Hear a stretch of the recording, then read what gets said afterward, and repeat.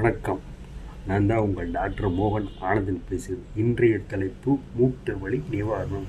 மூட்டு வலி எதனால் வருது, எப்படி வருது என்பது இன்னொரு எபிசோட் பார்ப்போம். இப்போ மூட்டு வலிக்கு எப்படி நிவாரணம், ஒரு மனிதனுக்கு மூட்டு வலி எப்படி அந்த வலியை நிவர்த்தி செய்யணும், சரி செய்யணுங்கிறத பற்றி சில டிப்ஸுகள் கொடுக்குறேன்.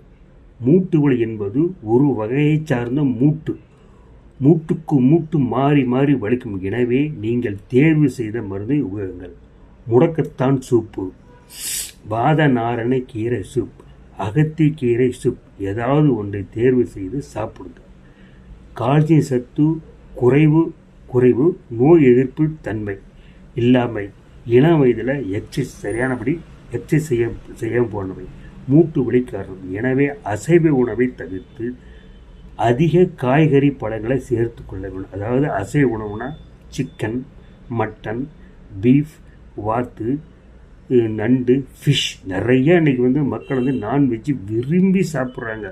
இதுக்குன்னே வகை வகையாக நான்வெஜ் ஹோட்டலில் செலக்ஷனுக்கு போகிறாங்க. இதெல்லாம் தவிர்த்துட்டு வெஜிடேரியன், அதாவது காய்கறிகள், பழங்கள், இதெல்லாம் கீரை, இதெல்லாம் சேர்த்துக்கணும்.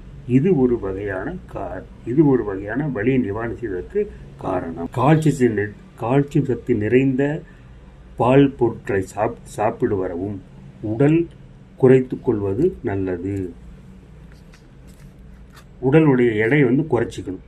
அப்புறம் ஆறிப்போன புழுங்கல் அரிசி சாதத்தை உண்ணும் பழக்கம் உள்ளவர்கள் கீழ்வாதம், மூட்டு வலி உண்டாகும். பச்சரிசி சாதத்தினால் உடல் வலிமை உண்டாகும்.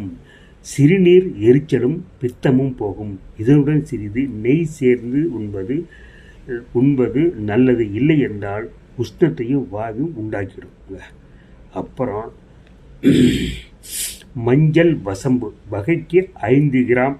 இதனை கைப்பிடி அளவு மருதாணி இலையுடன் சேர்த்து தண்ணீரில் சேர்த்து மை போல் அரைத்து கால் ஆணி உள்ள இடத்தில் அப்படியே அடை போல தட்டி மேலே ஒரு வெற்றிலை வைத்து துணியினால் இறுக கட்டிவிட வேண்டும். இது நைட்டு படுக்க போகும்போது செய்யணும்.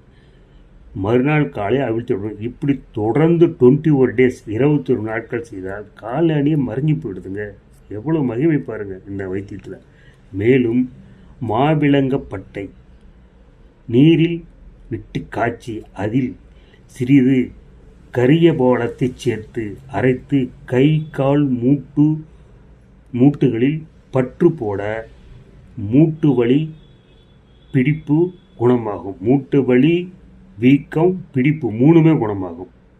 அடுத்தது 50 கிராம் குங்குளியத்தை தூள் செய்து 500 கிராம் நல்லெண்ணெயில் காய்த்து கலந்து பூசி வரவும். உளுந்தம்பருப்புடன் முடக்கத்தான் கீரையை கூட்டி துவையல் செய்து உண்டு வர வாத நோய்கள், மூட்டு வலிகள் நீக்கி மூட்டுகள் வலிமை பெறும். பருவமடைந்த பெண்கள் வலியுடன், பருவமடைந்த பெண்கள்னு வயசுக்கு வந்தவங்க, அப்புறம் வலியோட பிரசவமான பெண்களுக்கு உளுந்துடன் சிறிது பனவெல்லம் சேர்ந்து கஞ்சி காய்த்து கொடுத்து வந்தால் காலை மாலை சாப்பிட்டு வர இடுப்பெலும்பு, உடல் பலம் உண்டாகும். இதனை ஆற வைத்தோ இரவிலோ சாப்பிடக்கூடாது.